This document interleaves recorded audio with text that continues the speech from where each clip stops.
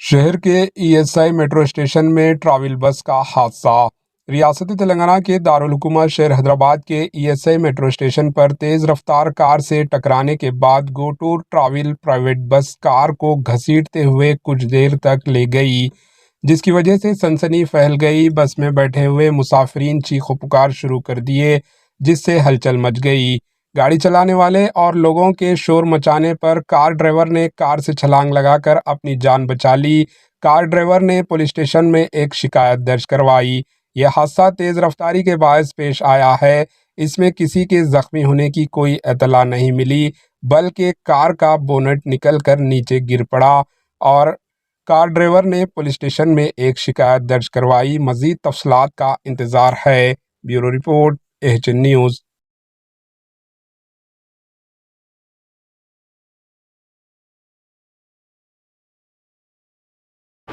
AHN news को like करें, share करें और सब्सक्राइब करना ना भूलें।